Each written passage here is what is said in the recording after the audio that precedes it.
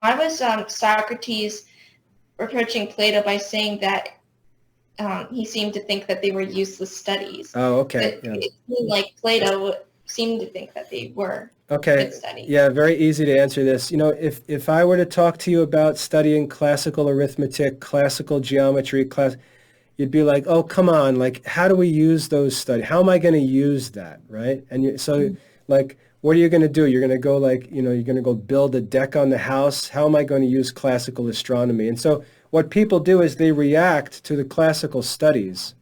They react to them with this attitude that they're not useful, as if man's chief end is to grow vegetables, and build decks, right? That's not the chief end of man. So when you see people have that attitude that, oh, these studies, these like goofy philosophical studies, how are you ever going to use that stuff? Well, the reason why you don't use it is because you're not seeking the end for which you were created. That's the problem.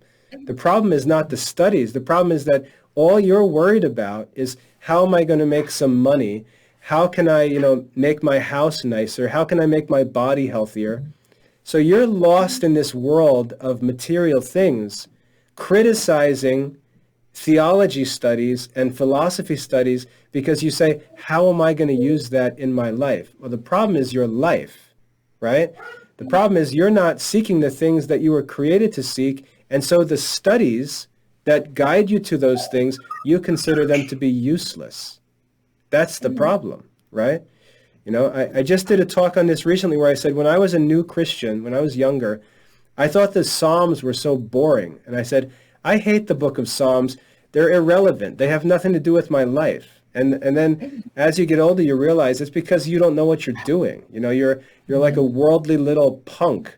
Of course, the Psalms have nothing to do with your life because you're not spiritual. You're not a Christian, right? So that's the kind of thing. So Socrates was defending these philosophical studies. Plato, in the story there, the man actually says to Socrates, "Oh yeah, I believe that these studies are important for things like sailing and for laying out your fields and marking borders and for military purposes. So I appreciate these studies because they have uses." And Socrates is like, "No, no, that's not what I'm talking about. I'm not talking about uses in the material world. I'm talking about philosophical, spiritual uses for these studies. They're not Uh, useless. You see what I mean? They're not useless studies. They're useful if you're working towards the end for which you actually were created, which, most people aren't. So these studies to them are just useless. Does that make sense?